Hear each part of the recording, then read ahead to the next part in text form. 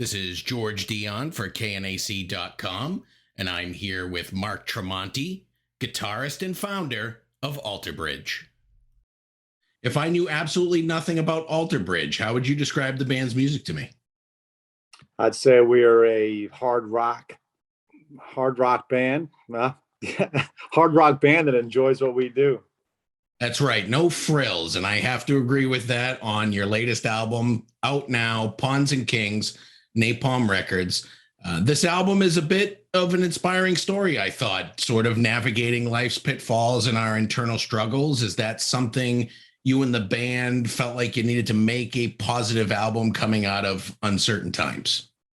Yeah, we like to write songs that mean a lot to us, and we're either drawing from life's experiences or our friends' experiences and what's going on in the world around us. So, I think sometimes when you make a musical bed with the moods that we set, the lyrics are just you're kind of drawn to those types of lyrics. Absolutely. And you guys have released quite a few songs from the album, either through a visualizer or a video or a lyric video, stuff like that. So I don't know which songs you wrote, but do you want to talk a little bit about the single This Is War?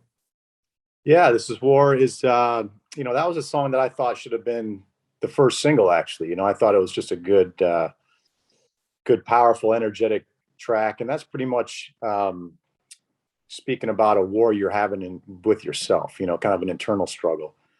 A lot of people think that this record is based upon the war that's going on in the Ukraine, but it was all written prior to that. So it's just kind of a sad coincidence.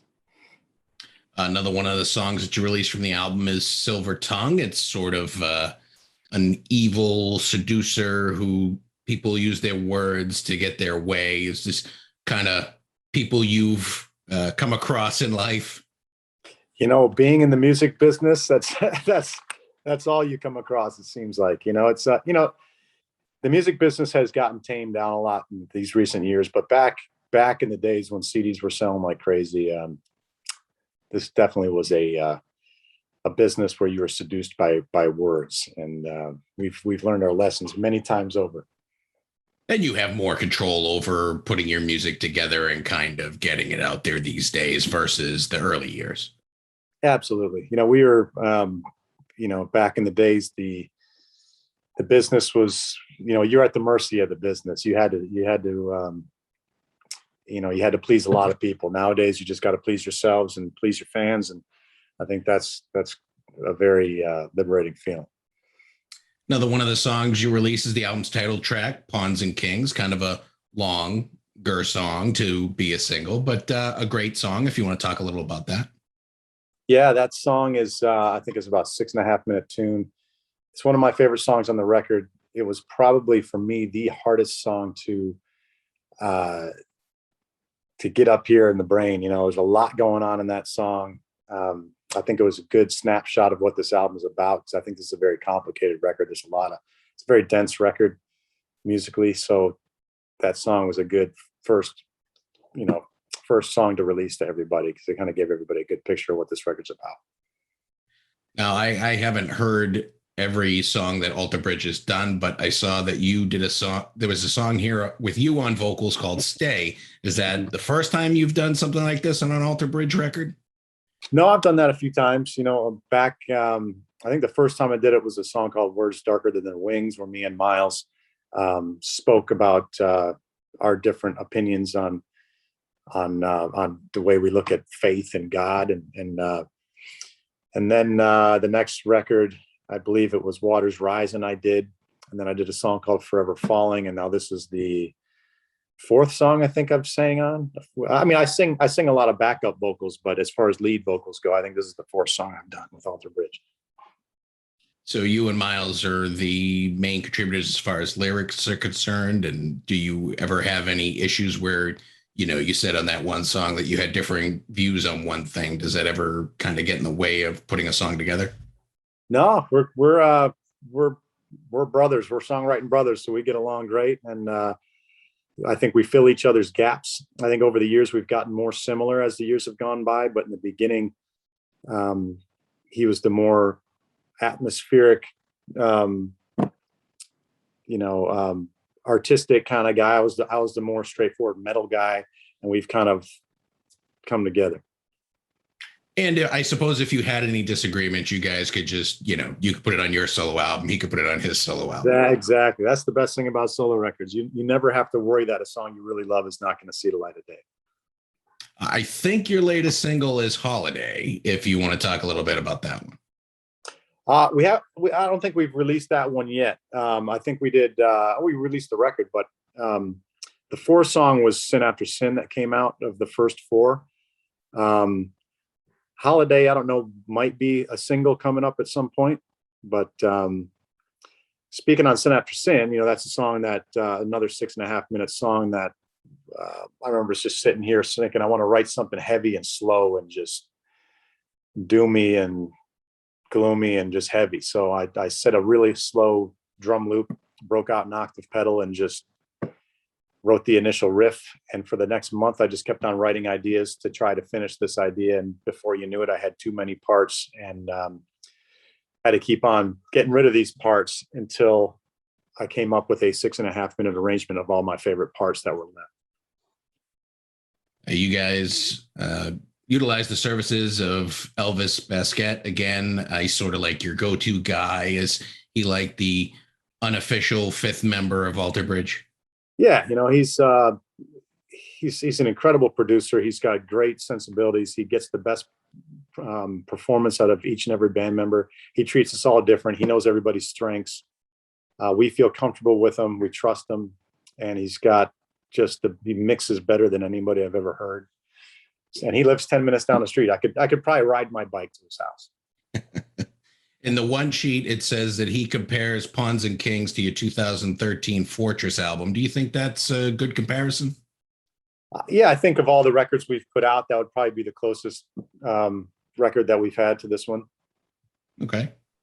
Was there something special about Fortress to the band? I would have thought Blackbird, because everybody's talking about that right now. Well, Fortress was, it seems that our fan base really loves that record. I think it's a lot of people's one of their favorites.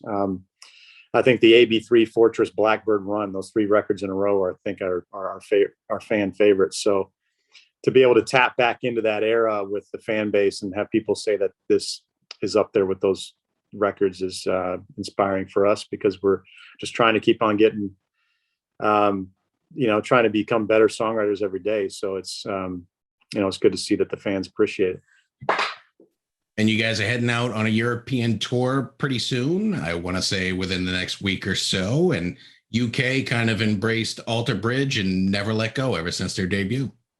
Yeah, it was, way back in the very beginnings of Alter Bridge, it was a real struggle for us. We met a lot of obstacles, and a lot of people just discounted the band because we were the guys from the band Creed, and they just thought this was a continuation of that. And we were trying to reinvent ourselves as much as we could. And because Creed didn't do much in Europe, we got to go over there and be this fresh new band that nobody was, judging or comparing. And so it was right out of the gate successful over there for us. You recorded at least three shows for a live release over in the UK, the Wembley release, the Royal Albert Hall, and the O2. Are you going to be recording while you're out on this European tour? Who knows? If we do, we got to do something different.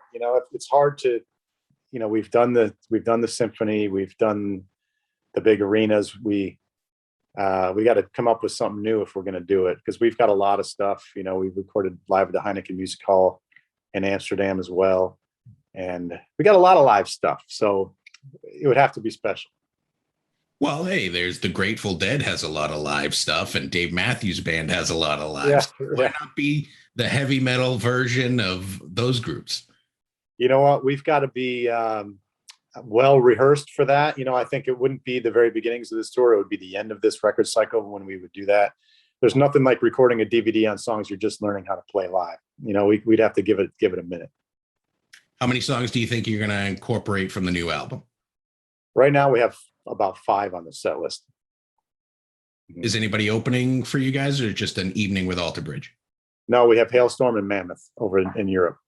Awesome. Yeah. Are you going to be heading to the States after this tour, or is everything just so Yeah. congested it's tough to say? No, we're hitting the States in January, and we do a 3-week run, take 2 weeks off, and do another 3-week run, and that's with Mammoth as well, and a band called Red.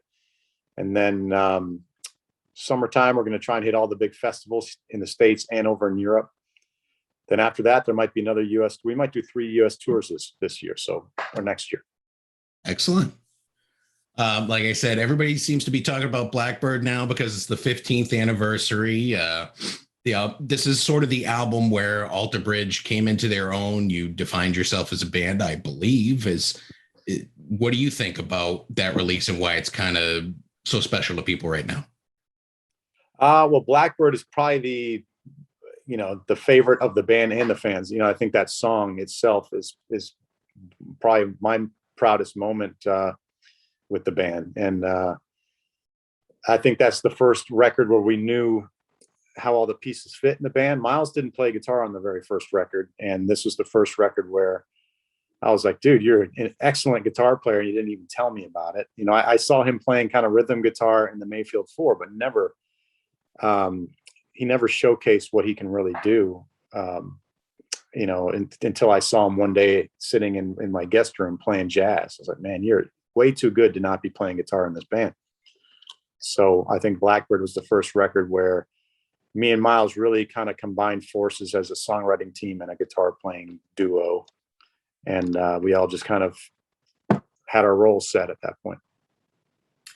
Does anybody work their solo material into an Alter Bridge live set? I know everybody seems to have a side project. Miles has Slash and solo stuff, and Scott has Projected, which you also worked on, and you have your solo stuff. So is it out of the ordinary to hear that stuff at an Alter Bridge show?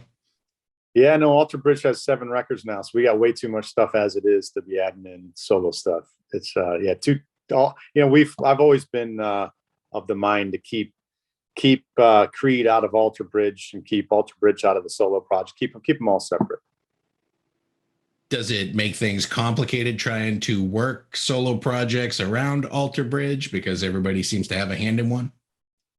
The most complicated thing is trying to remember all this stuff. I'm spending all day long and all night playing through these songs and forgetting stuff nonstop and going, man, I just memorized that entire Tremonti. We had the Tremonti stuff dialed in, and now I got to reset and get back into Alter Bridge as I'm rehearsing for Sinatra, because at the end of the Alter Bridge tour, I've got a Sinatra show. So it's a lot of stuff, circling around in my brain right now. And we had spoken before when the Tremonti Sings Sinatra album came out, and it was part of your Take a Chance for charity organization raising money for the National Down Syndrome Society. So how has the response been to that release as far as fundraising is concerned? Oh, it's been amazing. I think we've raised about $750,000 at this point. So we're, hopefully in the next year or so, we hit that $1 million mark, which will make me very happy. And we'll only have 99 more million to go before I'm satisfied with the Take a Chance for charity thing. Because I want to get, I'd love to raise $1 million on my own and then have all these other people challenge one another to do the same project. The very first project just came in. It's there's a local radio show called The Monsters in the Morning on 104.1, and they just recorded an entire record, and they're radio DJs, and they're singing on this record to raise money. They're the first guys to come and do it. I've got a bunch of other friends that want to do it, but I want it to be like the Ice Bucket Challenge, where people just keep on asking other people to do the challenge, and we raise $100 million doing it. So fingers crossed. And you mentioned at the end of the Alter Bridge run here, you got a couple of Sinatra shows set up. You got one in London, England on December 15th and one in Orlando, Florida on December 29th. Are you going to be doing like the whole big band thing with the orchestra? Oh yeah. It's a 17-piece band. Nice. Yeah. It's one of the most exciting things in the world. I mean, hearing these guys behind you is nuts. It's some next level stuff. It's kind of a different experience. Instead of having blaring guitar in your ear, you have like these loud brass and woodwind instruments.